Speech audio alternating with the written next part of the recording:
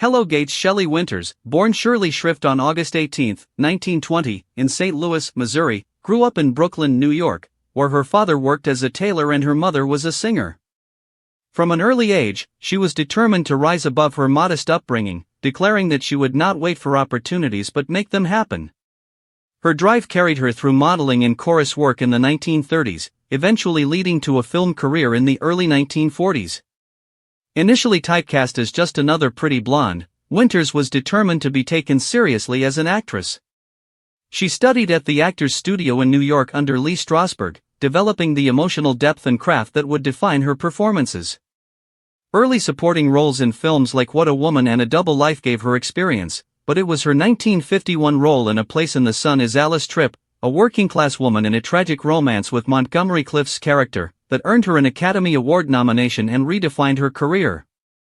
Winters was no longer just a glamorous figure. She became known for portraying complex, often troubled women, a quality she demonstrated in The Night of the Hunter, The Diary of Anne Frank, and Lolita. She won her first Oscar for The Diary of Anne Frank and a second a decade later for A Patch of Blue, taking on challenging roles that explored deep human flaws.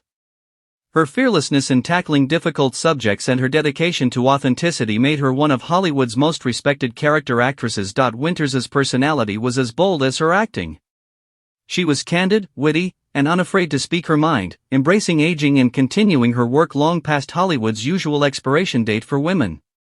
Her career spanned decades, from brash roles in Alfie to tense thrillers like The Poseidon Adventure, and memorable television appearances in the 1980s and 1990s.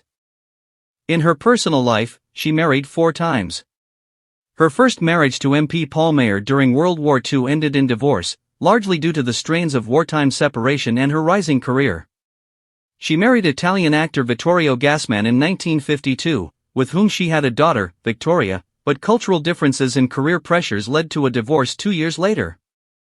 Her 1957 marriage to actor Anthony Franciosa, a volatile but high-profile union, ended in 1960 amid public arguments and career conflicts. Her final marriage was to Jerry DeFord in 2006, shortly before her death, symbolizing long-lasting companionship and quiet love. Shelley Winters' relationship with Marilyn Monroe was one of the more intriguing aspects of her life.